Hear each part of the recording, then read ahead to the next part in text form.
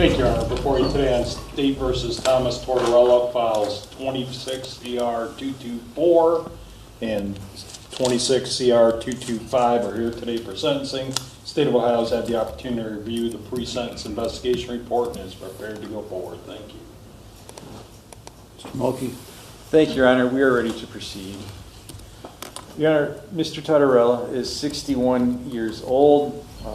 After talking to him and reviewing his pre-sentence report, he certainly has had a challenging life, to say the least, starting with his childhood.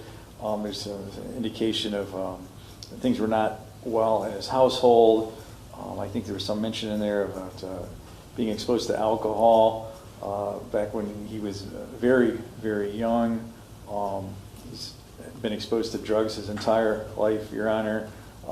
As it relates to the facts of the cases that bring us here today, driving under suspension, those stem, unfortunately, from an aggravated vehicular homicide for which he served 9 years in prison. Your Honor, he was in prison times before that, so he's no stranger to the prison system and the prison culture, Your Honor. He'd like to do something to rectify that. Hopefully, with the fact that he was driving, I think in one of these cases he was going to get something to eat and helping a friend move a vehicle. But as he has stated to me, and I think he's put in his pre-sentence report as well, just as the unfortunate victim in the vehicular homicide can never come back to life, neither should his driver's license, and he wants to be cognizant of that fact, and he's well aware that it is a lifetime suspension and he needs to take that very, very seriously.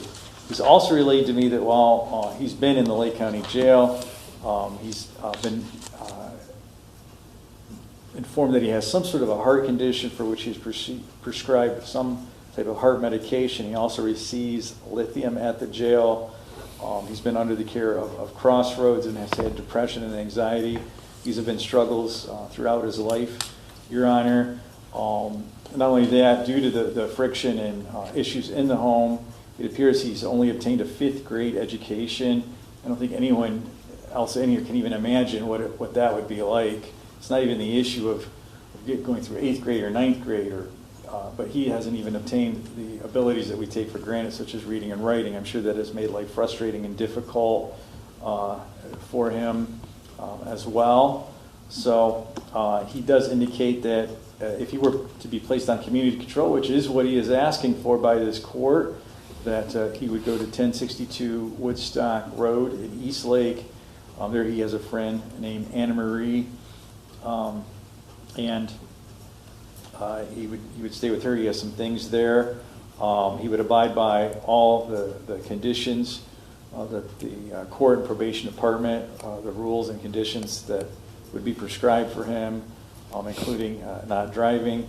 He wants the opportunity to demonstrate to the court that he can lead a law-abiding life despite what indications might be gleaned from a review of his pre-sentence report, Your Honor. Thank you. Mr. Tortorella, what do you want to tell me before I impose sentence? I'd like to say, first and foremost, judges, I'm ashamed to be in front of you again. I do know the significance to driving under a lifetime suspension. I did, I got a charge of aggravated vehicular homicide many, many years ago, and a person that was dear to me died. And because of that, the judge imposed 9 years out of Cuyahoga. It was a Cuyahoga judge. Along with that sentence was a lifetime suspension. And I didn't realize at the time what that suspension means. Don Escape actually died from a decision I made, Your Honor, and I was granted my life back, my freedom. Therefore, my driver's license must stay to the world of the dead also. I also realized when a Cuyahoga judge imposed that kind of suspension on me, and I took for granted it was disrespectful to that judge. And with respect to this court, I'm going to say it the way I feel it. I might as well just have went ahead and slapped the damn judge in the face. I didn't know that then I didn't realize that then. But I understand it now, and as far as that van, I could care less about it. I could show this court more that I could complete probation. No dirty urines, no catching cases. Whatever this court imposes on me, I will do. The stuff that my attorney has said to you is all true. You know, I also want to indicate to you at my age, I let a demon go many, many years ago, Judge. I don't want to find that demon again to survive being in the penitentiary. I don't have the health I used to have. And if I could be just given another shot to prove myself, I think that I can make this court proud. I will make the court proud. That's all I have to say, Your Honor. Mr. Geigerich? Thank you, Your Honor. State of Iowa Trust Court of Fashion in a sense that's appropriate and consistent with other offenders. Thank you.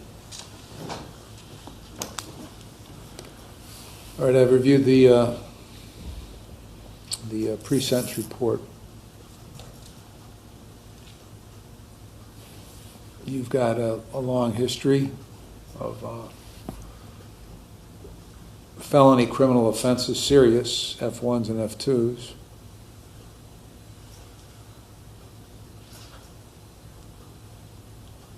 Went to prison on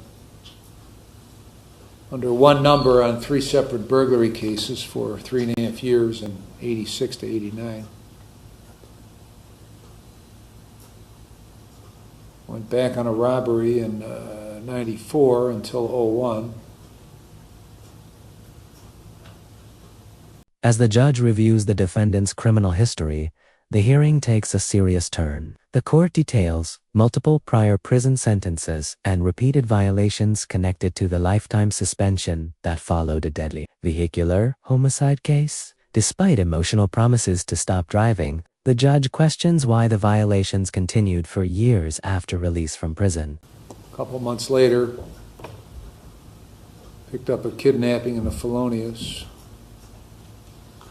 Went to prison from 02 to 08, December of 08, December 1 of 08.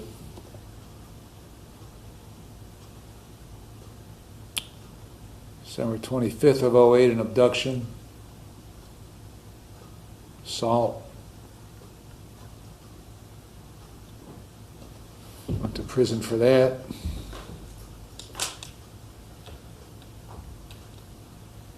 For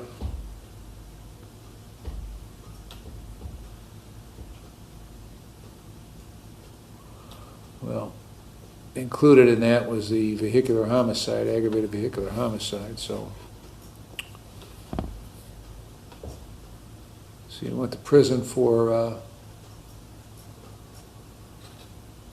8.5 years, lifetime suspension. Got out December 22nd of 17, so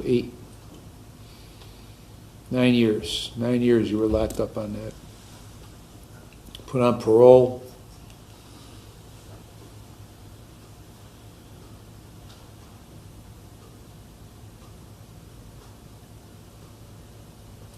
Caught driving under suspension in June of 18, so 6 months after you got out in Menor, you were given a verbal reprimand, whatever the hell that means, by parole.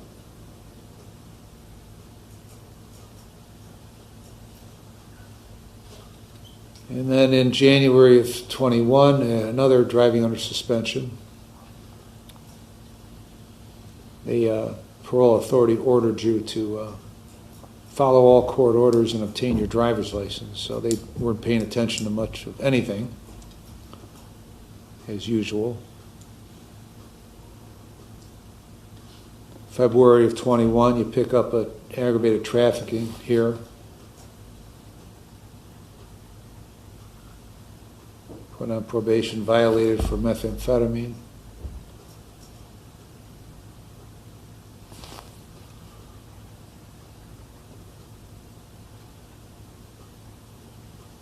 And then now we got this, October 18th of last year, driving under this suspension, this lifetime suspension. Less than 4 months later, driving under suspension again in Eastlake, both in Eastlake. So, in '09, you were given a lifetime suspension, and 4 times since then, you're driving under suspension. For some reason. Because you wanted to drive. I mean, that's the only reason, is because you wanted to.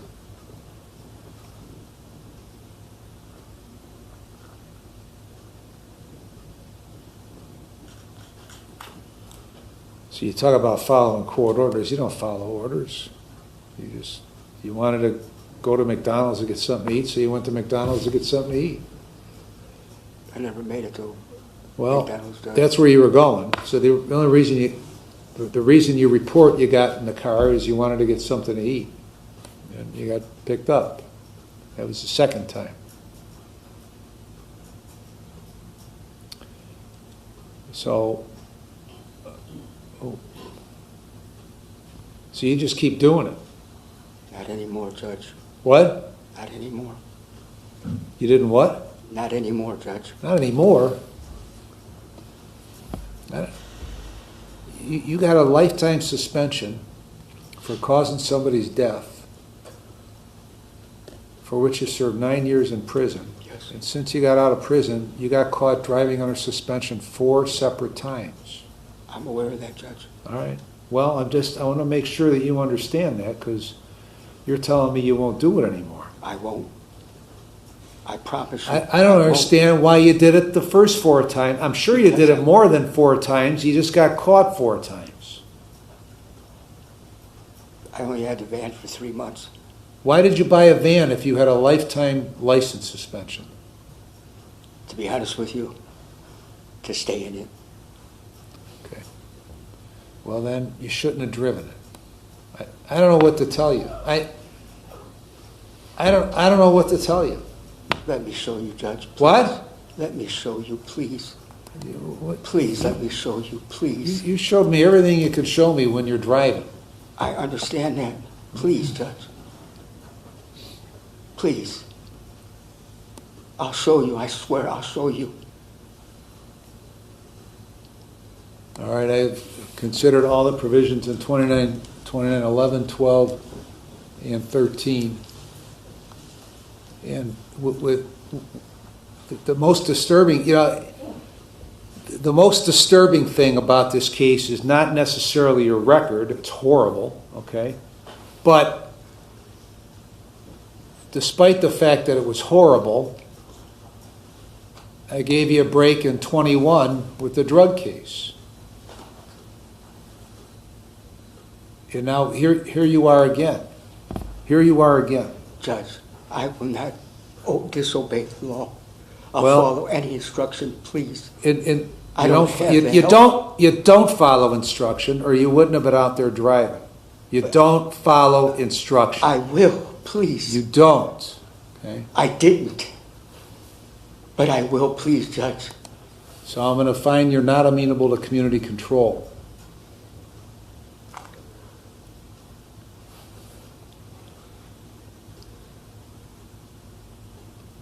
On the 26/2/24, I'm going to sentence you to 12 months in prison.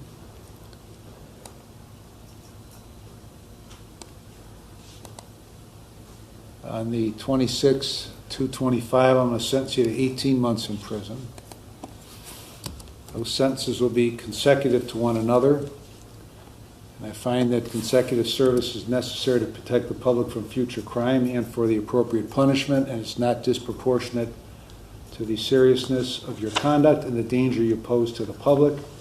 And your history of criminal conduct demonstrates they are necessary to protect the public from future crime by you. I'll give you credit for 86 days.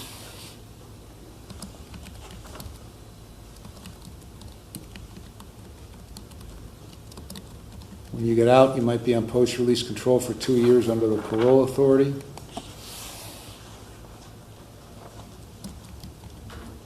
If you are placed on post-release control, they'll place conditions on you. If you violate the conditions, parole authority can return you to prison for up to 9 months for each violation, up to 1/2 of my sentence. After reviewing the defendant's record and repeated violations, the court orders consecutive prison sentences and confirms the forfeiture of the vehicle involved in the case. The judge concludes that community control is no longer appropriate due to the ongoing pattern of offenses. If you want more real courtroom case breakdowns and factual legal stories, subscribe for more content. If the violation's a new felony, you could get an additional consecutive prison sentence for the violation, the maximum of which is the greater of 12 months or the time left under post-release control. Costs are assessed. Anything else, Mr. Geigrich? Yes, Your Honor, on 225, it would be the forfeiture of the vehicle as per the forfeiture spec. That vehicle's forfeited. Anything else? Nothing, Your Honor, thank you. Mr. Mulkey? Nothing, Your Honor, thank you. All rise.